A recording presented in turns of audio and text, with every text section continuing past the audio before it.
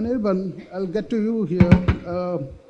What, given the wide range of and geological settings in which you find critical metals, you got nickel occurring in ultramafics, komatiite hosted nickel sulfides. On the other hand, you got lithium, which typically goes with highly evolved pegmatites. So on one hand, you got completely unevolved primitive magma and hosting nickel. On the other hand, you have lithium occurring in highly fractionated rocks.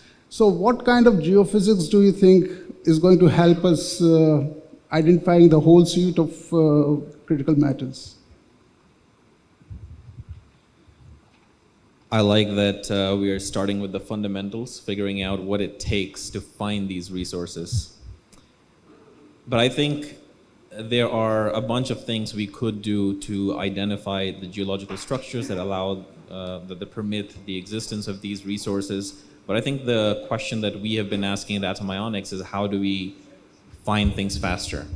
How do we not just find things, but make sure that we're finding enough of these to satisfy the demands for these minerals? And AI has been a huge topic in the last 2 days. And I was having another conversation with someone yesterday, and they were asking about how exactly the AI is working in identifying some of these minerals. And I guess the pro and con of AI is that it's a black box.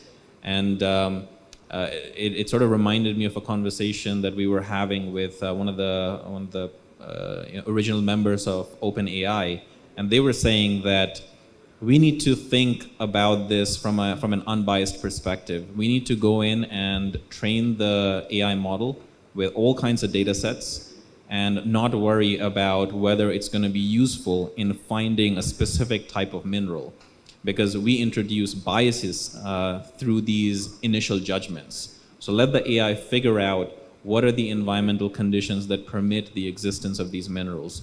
It could be, perhaps temperature for whatever reason that we may not know, but the AI might find some level of correlation.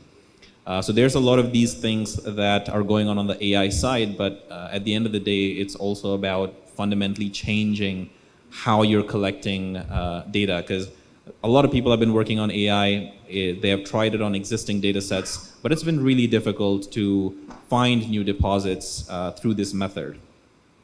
And so that's where we realize that you have to also change the data that you're collecting, how you're collecting the data. And so it's going to be really a combination of the two that will allow you to identify or even build our understanding of what these models look like. Thank you. I get your point, and I think it's a very interesting point that you made here. The constraint with all these AI methods, machine learning, is particularly the lack of training data, and we really don't get to see too much of training data when it comes to critical metals in particular, because we have only recently started to focus on critical metals. We don't have all that many of deposits known, but